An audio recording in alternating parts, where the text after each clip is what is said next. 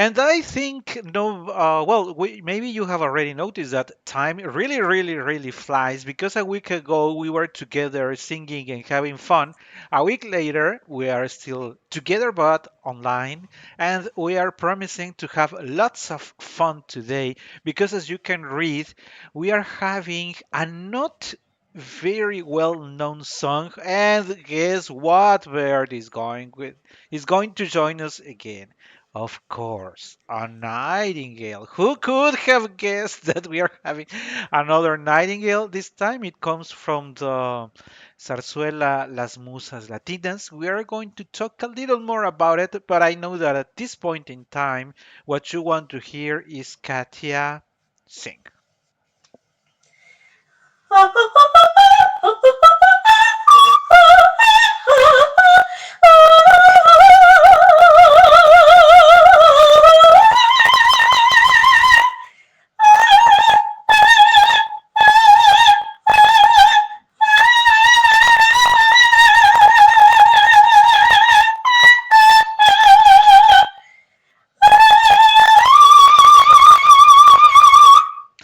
And now that as I was listening to you working on the final part of this very, very lovely, I didn't mention it, but the Nightingale's song that we have been sharing in this series, they are pretty lovely in general, but this one in particular puts me in a good mood.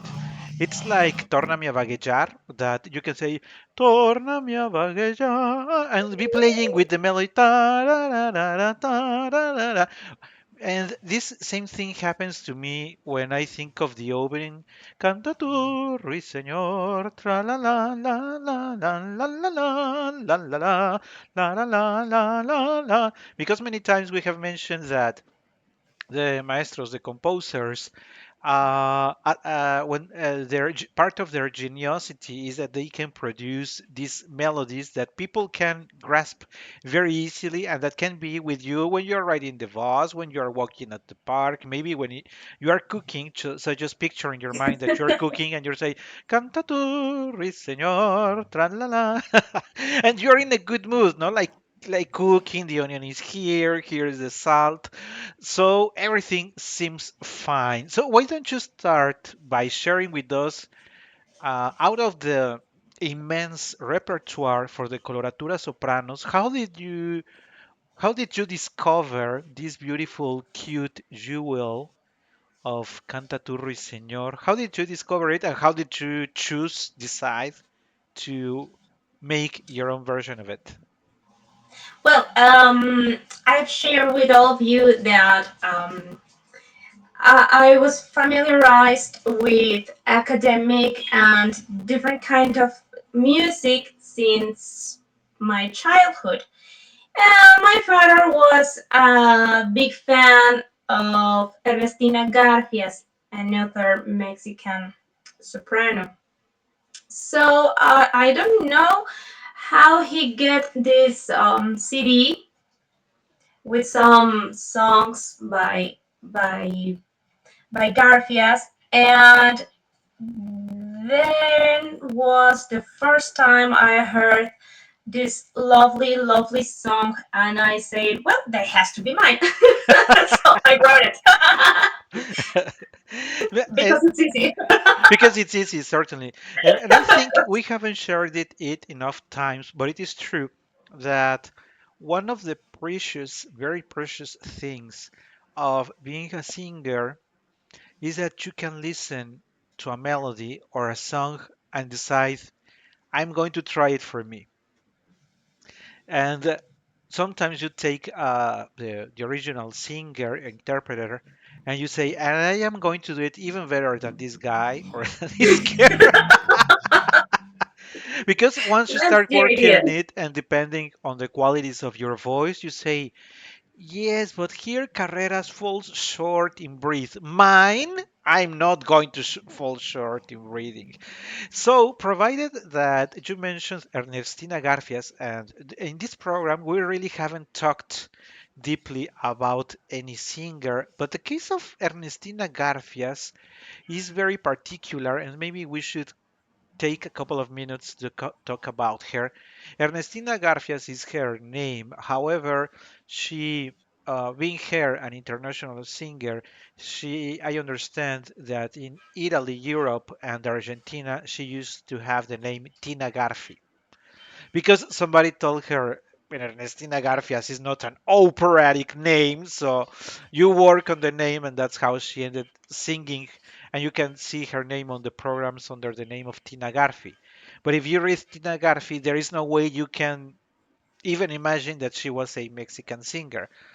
So that's a change. As for the change of the name, the other very particular thing is that she's of the very few coloratura sopranos in Mexico, because in Mexico we have plenty of lyrical, beautiful voices of lyrical soprano voices and even some mezzos, but coloraturas they are counted with one hand maybe. There, this is not a typical tesitura for Mexico. Ernestina Garfias is one of the very few that have that quality of the sounds.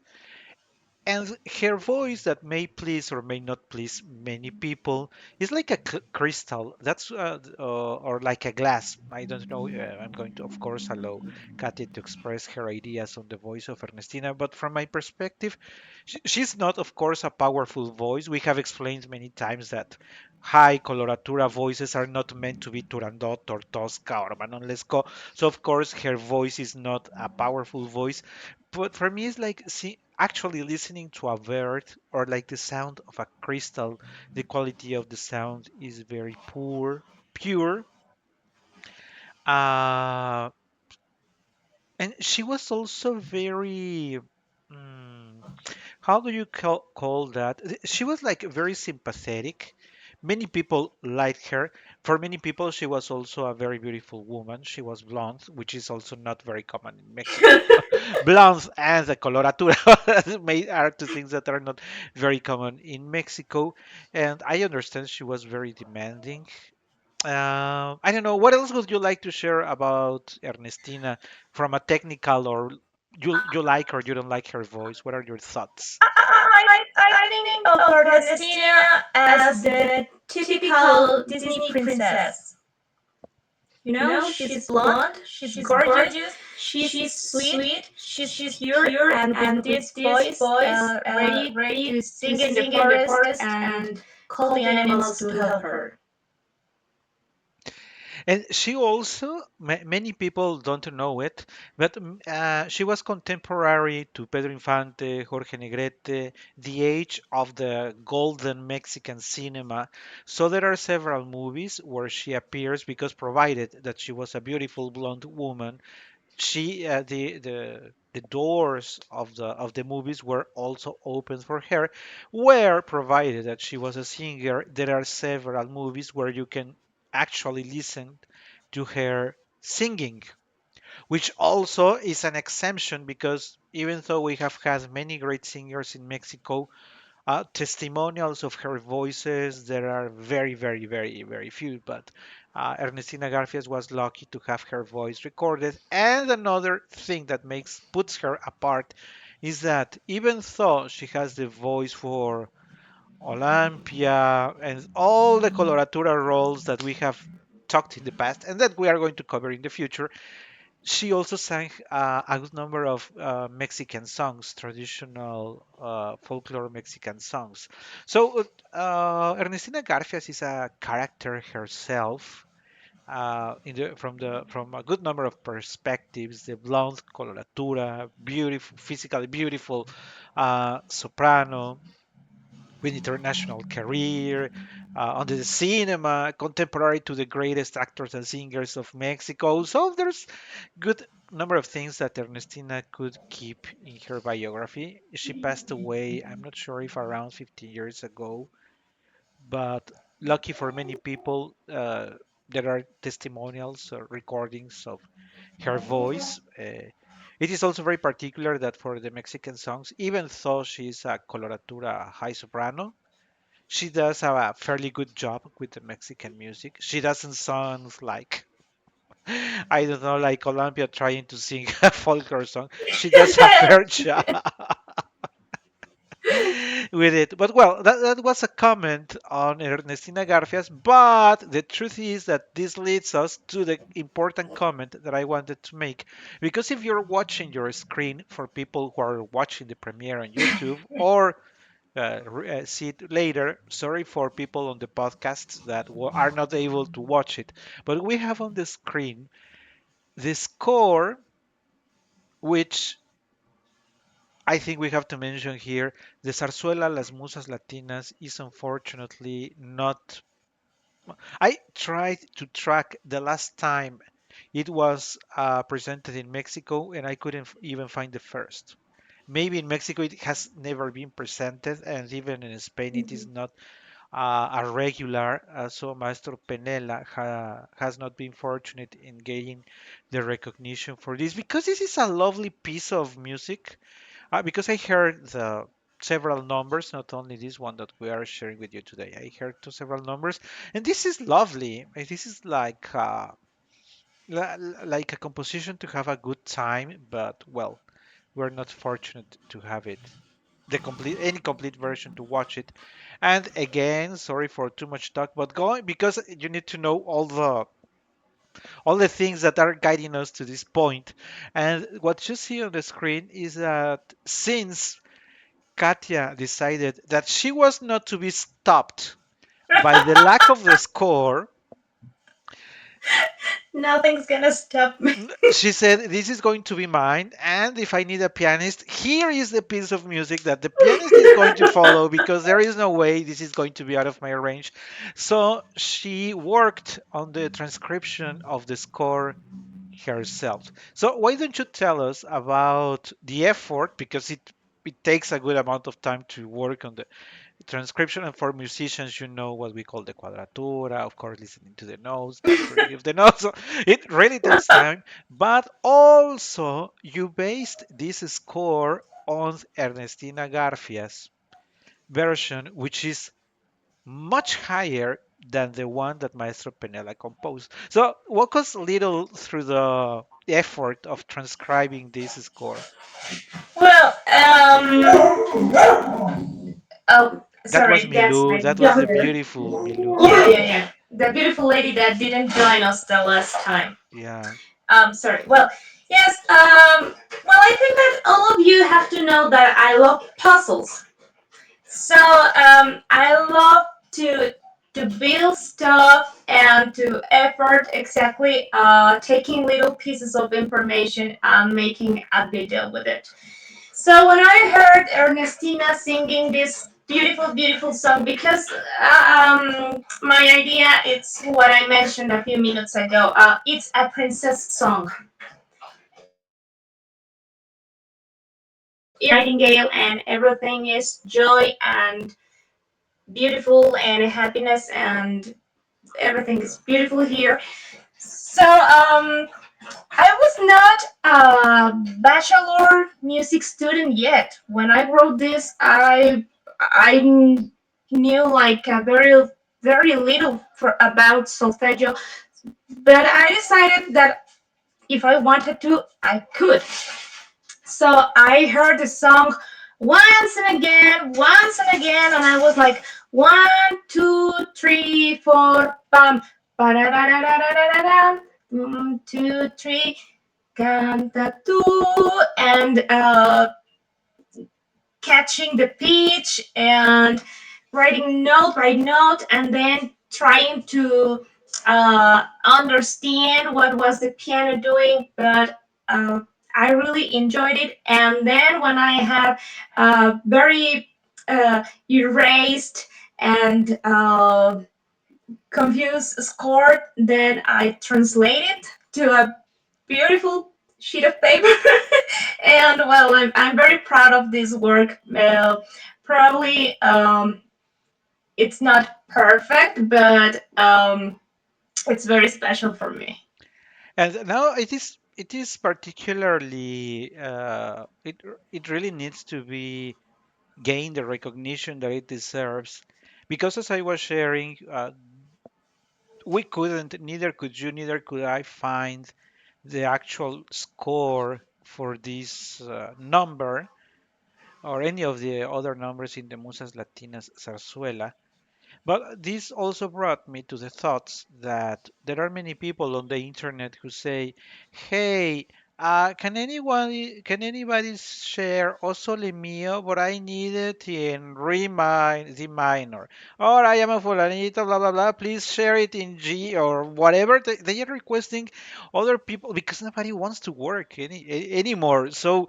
Um, I have more than once I have told myself, if you really need somebody to tell you the actual key that you are going to sing, you should probably not be a singer at all, because you are expected to read it at once and say, hey, I need to do these changes. So if you don't have the time, because it really takes time, if you don't have the time to do the whole transcription, your brain should be tuned to what the actual changes are on what you're going to perform. Because if you're expecting that for your recital this Friday somebody sends you the actual version to the key that you need, man, this is not fair for anybody, and you are going to be having as many versions. And I have seen them. Oh yeah, I have a Sole Mio in this one, and I have this one, and there are two or three or maybe even more. Oh yeah, I'm a baritone, so the tenor is too high for me. Why don't you send it to me? Man, do the math in your mind, or invest a few hours to do the transcription yourself. Those are my thoughts, but maybe I am too demanding. I think that if you are not just a singer but a musician, it's part of your work and you should love it. I mean, Guy, if you're being paid for presenting a number of songs, or even if you're not being paid, but if you're a professional, the least that is expected is that you invest some time, and that time is not asking for somebody on the internet to work on the right key that you need. That's it.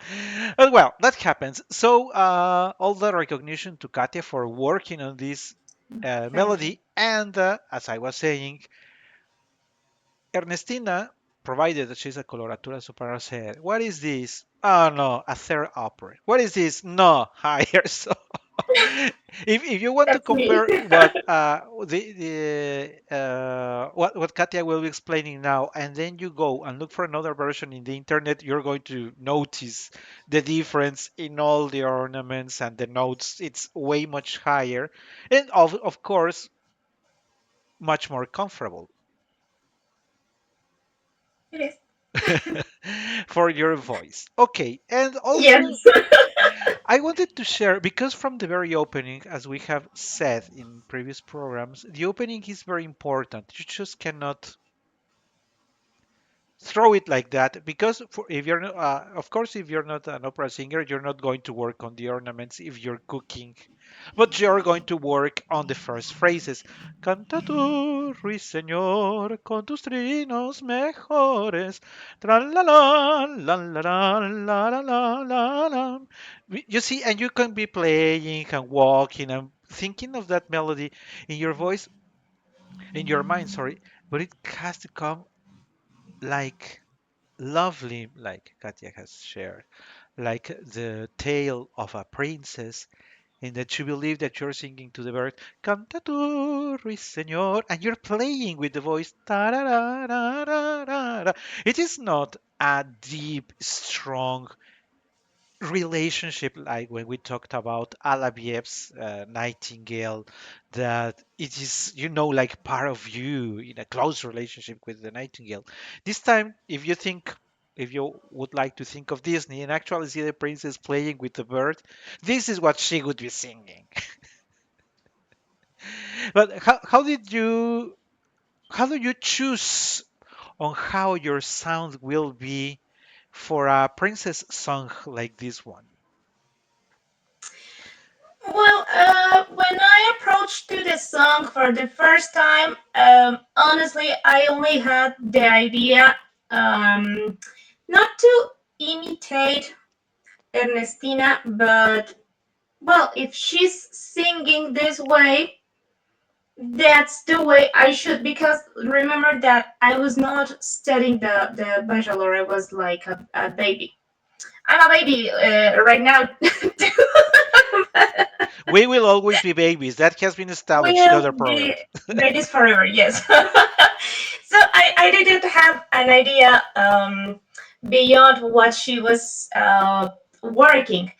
But now that I understand several things, I think that just for the text and the way the melody is floating and moving, um, well, you have to use a vertical sound.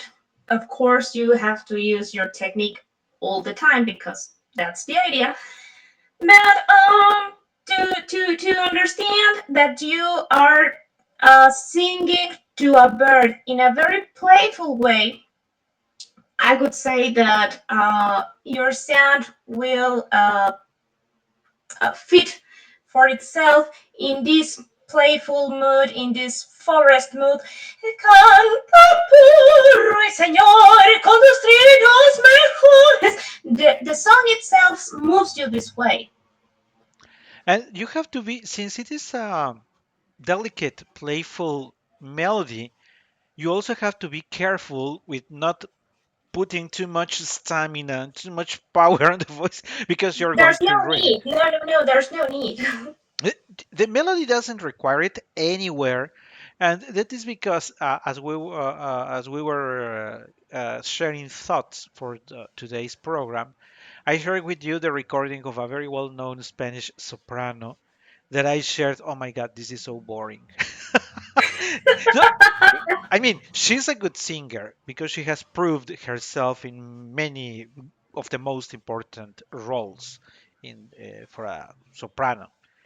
So, how do you come from being a very good soprano?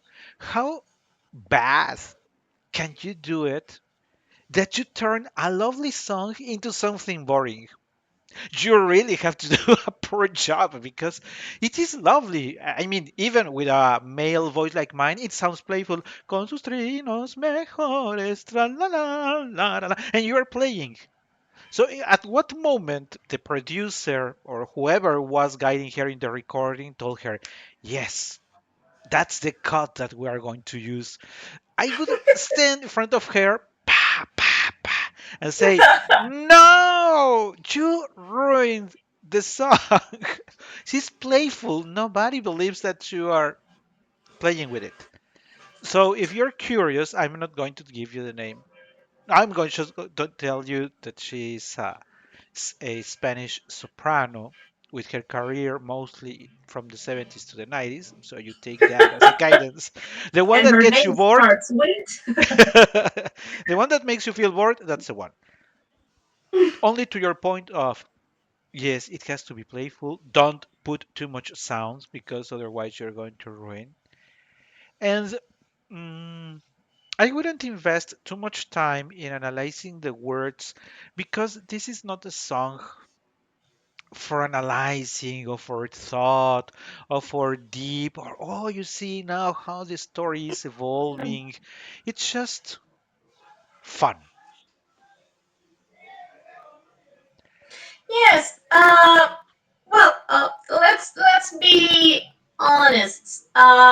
When there is a coloratura singing, the world's gonna stop because wants to hear the trills, los gorgoritos, the ornaments, and everybody is like just expecting the moment. That's the truth.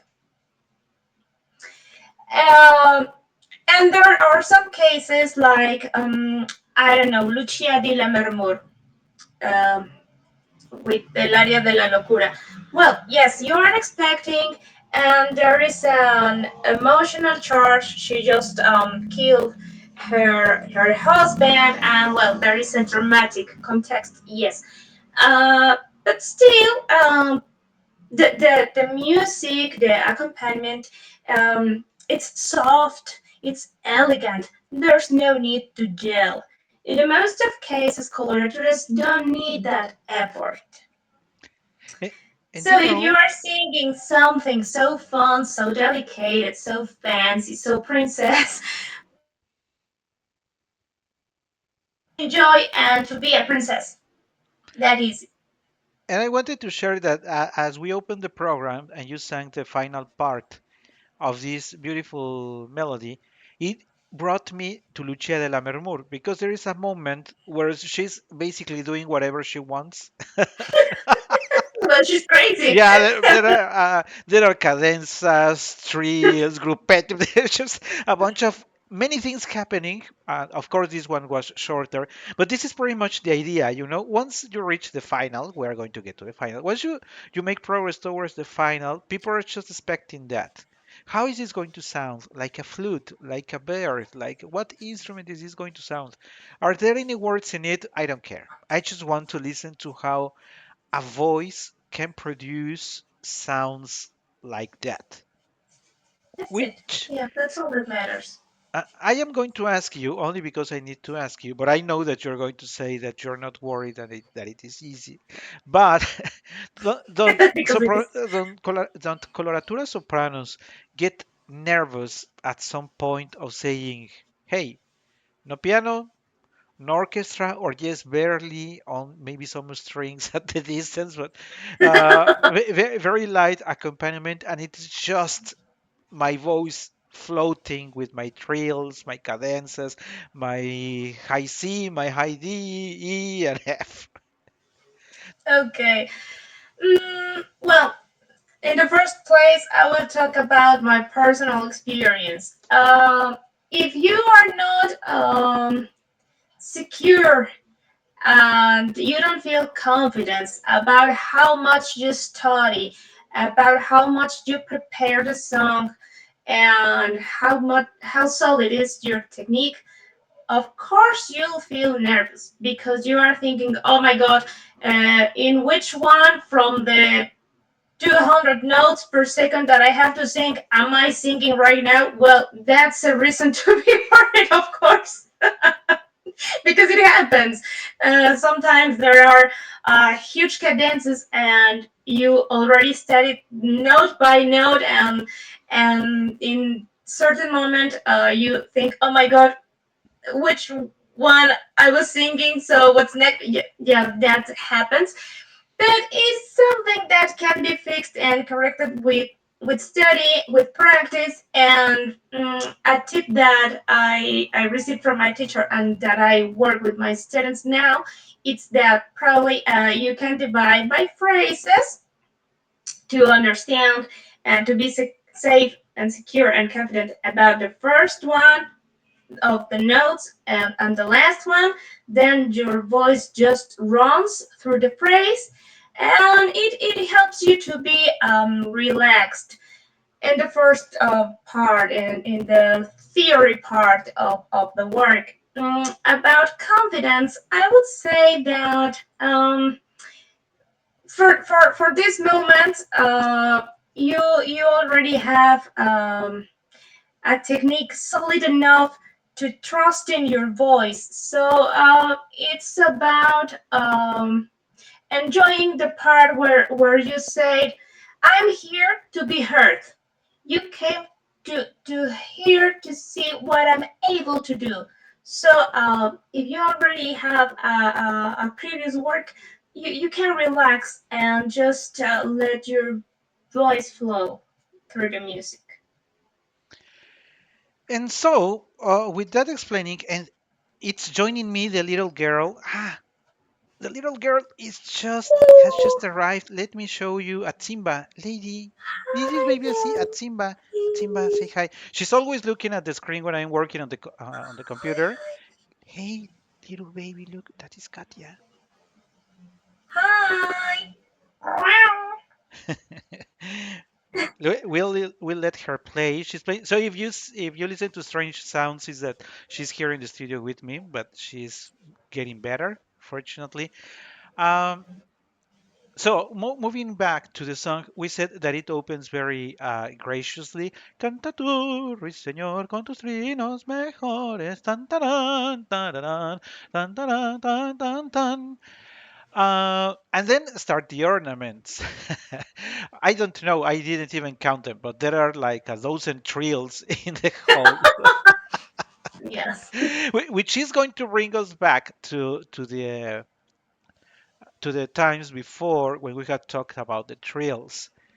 Uh, if you are, if your voice is for ornaments, songs that have lots of ornamentations, you really need your trills. Because I heard, and I am not going to give you the name, she's a more recent singer. Uh, I understand that we are basing our review on Ernestina Garfias. Since I haven't seen the original score, I'm not sure if the trills are there in the original score. But the truth is Probably. that when you listen to it, La canción del amor, you are used to the sound of the because you know how the trill is expected to sound. But when you listen to the plain note, just like jumping from one place to another, you say something is missing. What did just happen here? She can't, and it loses the charm. She can't. Whoever did this arrangement for Ernestina, or if maybe she requested those changes herself, I'm not sure if there is an expression for that in English, but in Spanish we say poner la barra demasiado alta. Because now that you're used to listening to high C, starting with B's at the beginning, you have trills from the very first moment. You're expecting everybody to do it in their own versions. But when you listen to another version and the trills are not there, and the high notes are not there, and she's not being playful, you end up having this very low version because Ernestina, I really think this really matched her voice and what she could do. So this being the new baseline, we will call it a baseline. Ernestina Garfias being the new baseline. Now everybody, if you know the version, is expecting you to sing those trills. Yes, there are, well, maybe not millions, but there are lots of nightingales, and in several parts of them, the idea is to sound like one. Because if not, well, you could sing to an owl or I don't know, a turkey maybe. That's Song so to much the easier. turkey, yeah. There must be somewhere a song to the turkey. Why not? Well, indeed, there is a song for the turkey in Carmina Burana, am I right? Yeah, you're right. Yeah. Yeah. Well, but you don't sound like the turkey. Well, in this case, yes, you have to sound like the nightingale. So that's the idea, and you can be dramatic or with a very heavy voice and expect to sound like this bird. No, there's no way. There's no way, and you have to, since they are this trail is opening the bar, is giving you the mood for what it's going to come later. Because Yeah. now, by this point in time, the trail has to be very playful, like floating. Now you go,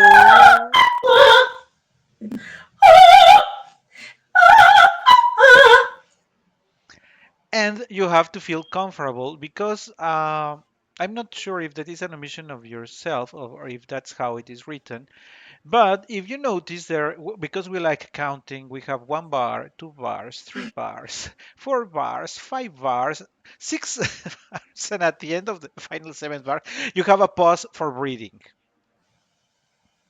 It is true, Yep. since this is not legato singing, since you are pretty much say singing the notes individually, you can always take some time for catching your breath. But brings us back to what we have also shared in the past. You have to be very smart on where you're going to catch your breath because nobody wants to listen to these 7 bars where you are playing all along the scale and suddenly hear the chop of breathing and continuing. Nobody wants to hear that, at least not me. So, if you were to provide a word of advice to a soprano in any by the way, I forgot to mention it.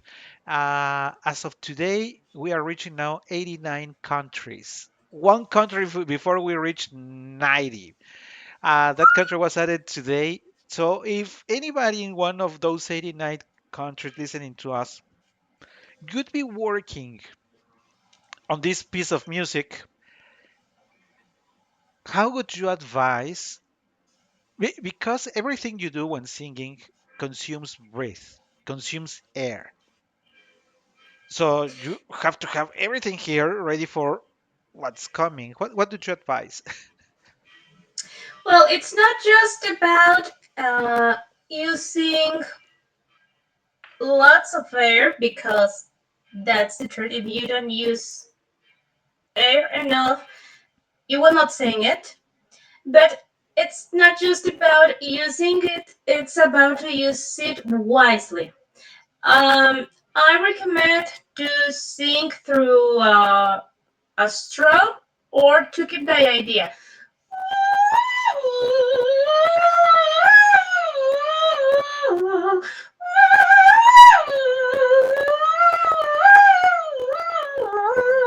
That will give you a very continuous line of air, a very continuous line of voice, of sound, and you will fit larger phrases each time. It's a good exercise. And the worries for what not comes here, what I'm going to do with the trill, well, that could be an additional worry for the singer. But, Yeah, no, you but don't need to basically, do if you that. don't have the air, there is no way you're going to produce any sound. So, Yeah. do you see any particular challenge? Because this passage pretty much describes what we expect from the rest of the melody. Trills, high, middle, ascend a little, play with ascending a little, descending a little, higher, descending, higher, descending. Well, yes, in my case, usually the lower pitches are the challenge. Thanks God, not now. Thanks God, not as it was. But yes, for example, I have vendo pájaros cantores y de mil colores. Los cogí cantando amores, no los hay mejor. That F, page number two. I'm not. I don't even know what page I'm on. Okay, page number. Yeah, you were already in the second page. Oh, de mil colores. Here. I have. Los cogí cantando amores, no los hay That was the difficult part for me. You're right. I hadn't even noticed that low one. It's a very low pitch for a coloratura. Yes, but now I have to say that my voice is like enoughly developed so I can sing that F without problem now. Because that same note comes earlier in colores. However, Mhm. maybe we should explain because I could record 100 video blog entries on this subject, but I'm going to insist again. The difficulty can come from a note because it is too high, in this case because it can be low for a given tessitura, but it also has to do with what is coming before or what is going to come next. Because if you see the fall that is here in the mejor, antes Uh, for before the second syllable, mejor, this play and the duration is what makes it more difficult than this one. You arrive to this one much more comfortable. You see, you can play with this one, the placement of you these can notes. settle your voice Yeah. for a little while. But here you have to do the changes real quickly without losing the homogeneity of the sound. Yes. Well, I think that the key to sing something like this, because we have a high F and then the B. Well, indeed, it's a B sharp, an F sharp. Yeah. It's an F sharp, and then we have a B. We move in the middle high part of the voice, and then we descend like an eagle catching a mouse.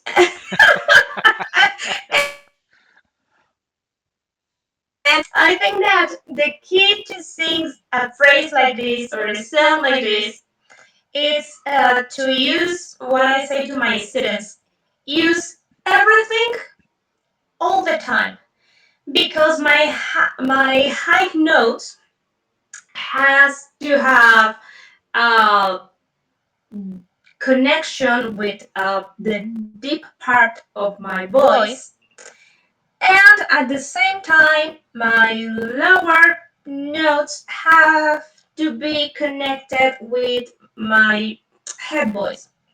So in that case, I don't even feel what we know in Spanish like los pasos. I'm enemy of that idea. I know that voice has changes, but if you work enough, you can feel like a puzzle very well built, where you already don't see the line of every piece. You already see an entire work, an entire landscape.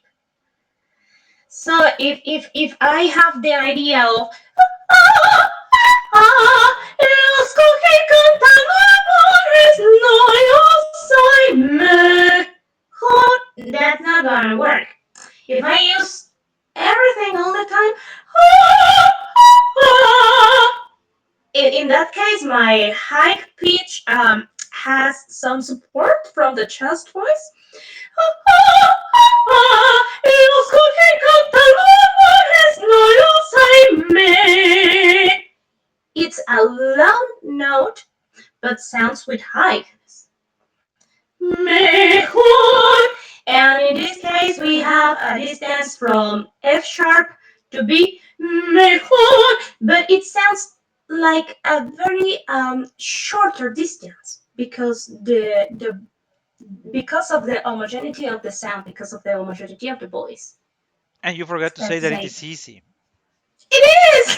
If you study, if you practice, of course it is.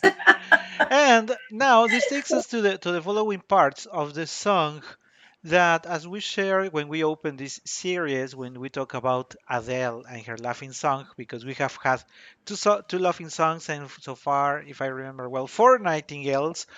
This wouldn't count as the most difficult piece for a coloratura. Not, I'm not saying that it is easy because maybe if you knew the song but you didn't know Ernestina Garcia's version that you have on the screen and you say, "My God, I was already struggling with the original one," and you want someone even higher and with more ornaments, and you say that it is easy.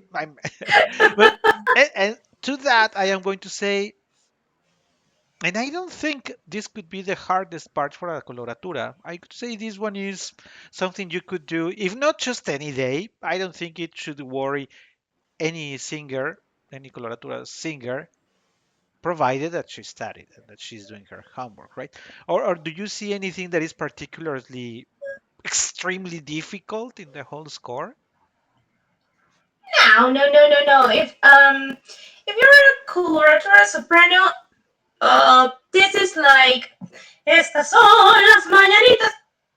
I mean, not I'm not trying to not give the value to the score, to the music, but it's something that fits naturally to your voice because it's light, it's fresh, it's brilliant, and that are the characteristics of a soprano coloratura. So you shouldn't afford No, no, I think that not even in the rhythm, there are no drastic changes in rhythm. There are not drastic requirements in the, even though we mentioned about the low notes there, but this is nothing extreme, no change in the mood of the melody. And the melody works tan taran, tan taran, tan taran, tan tan tan, and then you have all the ornaments, which of course you need a different type of voice if you want to exercise them. But it. this is basically that you keep in your mind that you're going to play with the sounds, not Yeah, taking too much mental effort in looking for depth yeah. where there is not, but just try to be playful. You're not saying something between lines. No, no, no. It's simple. It's beautiful, and that's enough. Yeah, and when we go now, we are on page. Let me look at where is the number page? When we go back to page number 4, and we go again for the same phrase. Canta tú, Ruiseñor, con tus finos mejores. Canta tú, Ruiseñor, la canción del amor. Then there comes the part where there is nothing but a, the letter A, where and this is your Lucia di Lammermoor final math scene. This is your Ardon Vincenzi because this is going to be only ornaments starting from here and right to the end. So how much liberty do you think a soprano could because for a coloratura soprano they say, "Oh, it's my final solo part. I'm going to add cadenzas, trills. If I am being requested this note, I'm going to sing something a little higher just because I can." So there's at the end of the song there is this level of liberty that depends on the qualities of the soprano. So she decides what to do and sometimes just tells the orchestra or the piano, "You starting bar 15, just to stop. I'm going to do whatever I want." You just accompany me with a final chord to wrap up the piece because I'm going to spend the time I want to do what I want, repeat, sing, extrapolate, or do whatever I want. So, do you advise, because of the construction of this song, it is very easy to do whatever you want. Would you advise for people to do their own variations, or what would you suggest? Yes, we have. If we have the chance to choose, I think that we should take the chance. Uh, but just try not to make something that makes you forget the original song.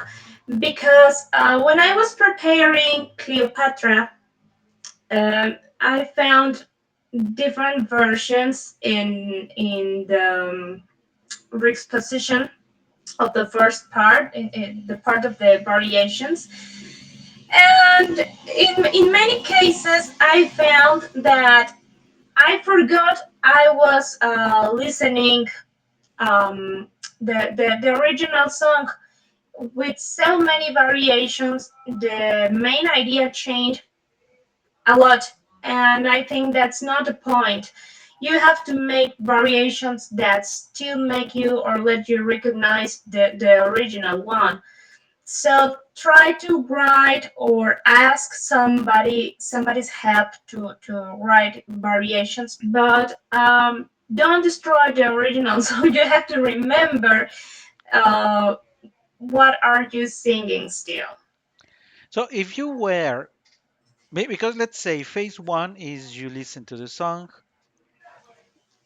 at the because your father loved Ernestina. So phase one, you hear it. Second one, you say this song is going to be sung by me. This is going to be mine. Third phase, you actually sing it as we see on the screen. But for the stage, what would you imagine you have the chance? What would you, if you were to have this on a presentation in 2 months? And you decide that you want to present some variations, where would you add or what would you add? I don't think I would add anything because I think for me for my taste, it sounds like a nightingale should.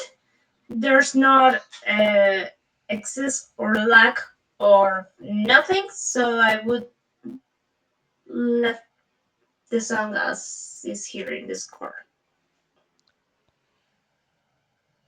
The duration of the final note, would you even add something to it?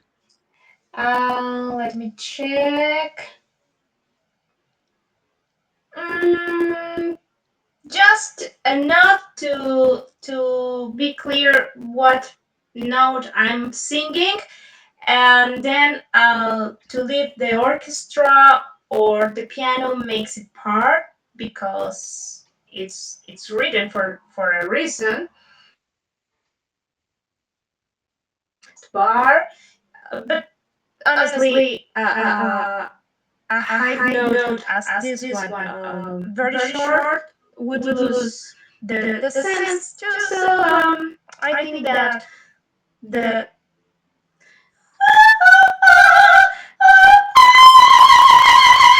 and that's enough. They already know that I can sing high notes, so it doesn't have to be a triple F and 50 bars. Because No, we have why? mentioned it, there are many sopranos or tenors or baritones who say, "Hey, that people realize that I can keep it until I die because I don't have more breathe, more air to keep singing." Yeah, man, but No, no, no. you just It's made not a competition. and you turned it into a boring part because unless you think differently, when you reach, of course, the high note is most of the times the peak of the attention. But when you pick when you have the note for too long, After 30 seconds, nobody's paying attention anymore. because you say, okay, you hit the note and you keep, oh, you say, what time is this man shutting up his mouth? I heard the sound. Or sometimes, as we Yeah. said in maybe a possible exception would be Contepartira because people are expecting you to sing the final note for long so that you wrap your final sound at the same time as the orchestra. So except for these exemptions, that happens also to the very famous aria del Duque di Mantova in La Donna Mobile. Pensier! Finally, when you say pensier, there is no need pensier! Because after 3 seconds you say, okay, pensier! So what? See, and what next? Who's hungry? And so that common, very bad habit of singers of keeping the notes forever. I personally would suggest that you work on the making just before your high note.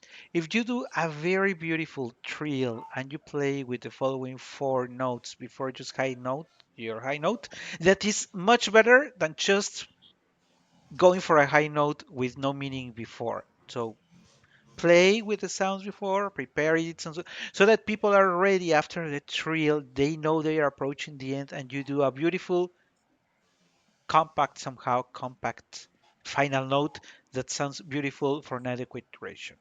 And that's it. Yes. Because it is just Yes, it's about like thinking about a dessert. You don't get the entire cake for yourself. Just a slice, and that's enough. The closing, it's enough.